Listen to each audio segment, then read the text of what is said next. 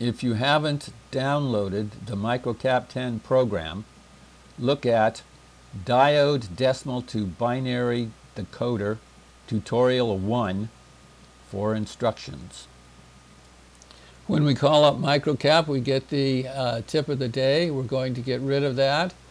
We're going to come up to Options, View, over to Grid to Bold 5 and put our grid in. And now we're going to go for a component. We want the op amp. So we select op amp. We come down to General. We come down to U. And we come down to U741. We bring that op amp in and set it in the middle of the page. It's oriented incorrectly. I hit escape, I come up and I do a flip here. That puts the minus input there on the top. Now we're going to go for some resistors.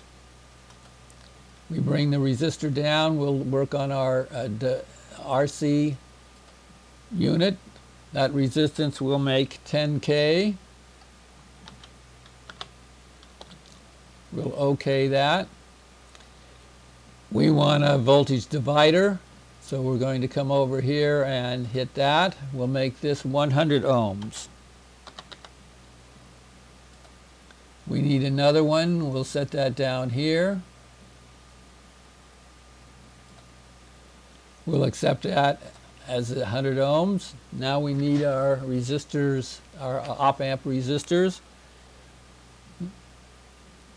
I need it oriented differently, so I push down the left mouse button, hit the right one, move it into the position I want it in, and release it. We're going to make this 100K.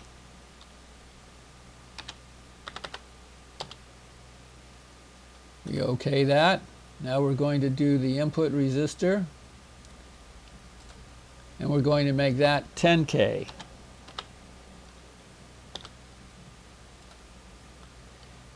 That's all the resistors we need, so we escape. Let's go get a capacitor. You bring the capacitor down, put it in place. We're going to make that 10 microfarads. We OK that.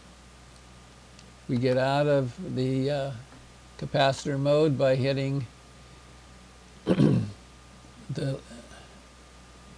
we come over to pick up a voltage source.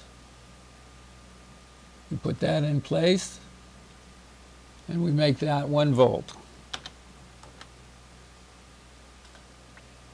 Now we need to do some wiring. We escape and get rid of that. We select the wiring icon, hold the mouse button down, up,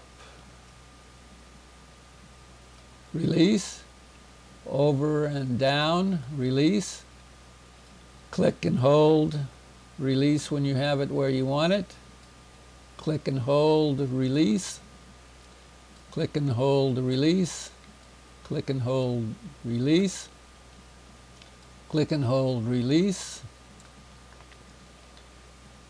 click and hold, release, click and hold, release, click, hold, release. Now we look for grounds. We've selected the ground. We add a ground to the capacitor. We add a ground to the resistor. We come over and add a ground to the voltage source.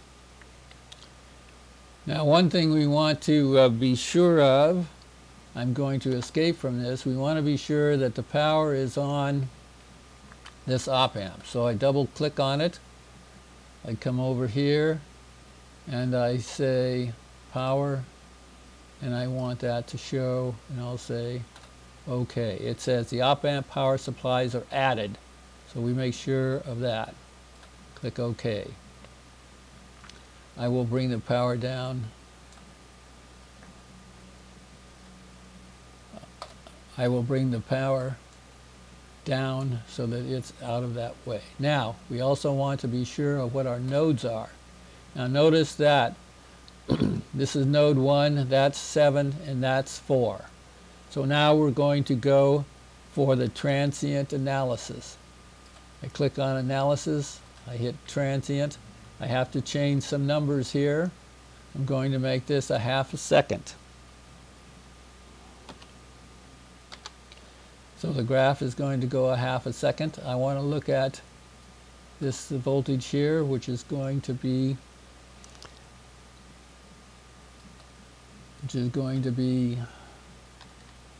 7.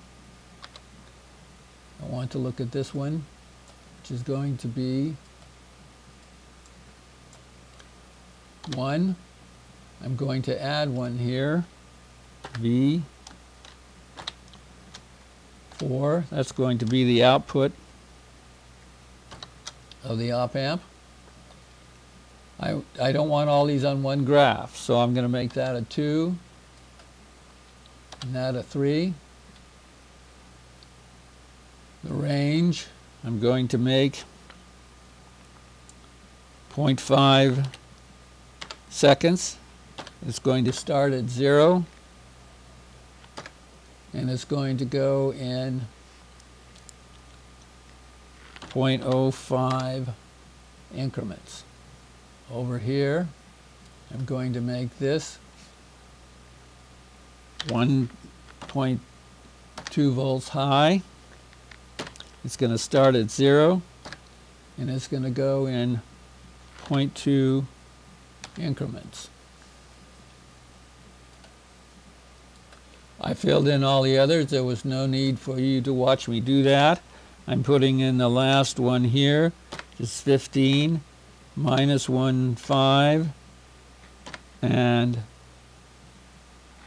3. That's the output is going to go between plus and minus 15 volts and 3 volts increments. So now we're going to run the transient analysis. Something has gone wrong. We'll have to leave this and figure out what happened. Coming back here, let's see if there is power on the op-amp, because if there's not, that will certainly give us this kind of trouble. So if we click on 13, that will show us the node voltages. But it says there is plus and minus 15 volts on it. So we'll have to look a little more carefully. R5 is 10K. R5 should be 1K. So I'll make it 1K. Now we'll go and run transient analysis again.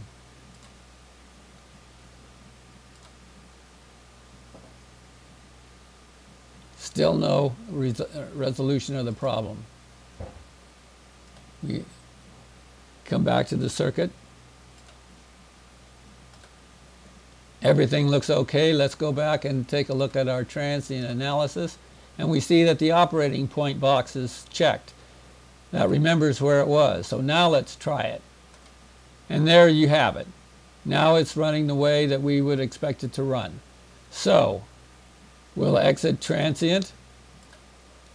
You can play with this circuit. You can change some values. You can see what makes a difference and what does not. This gives you an idea of how to use an op-amp in a fairly simple kind of circuit.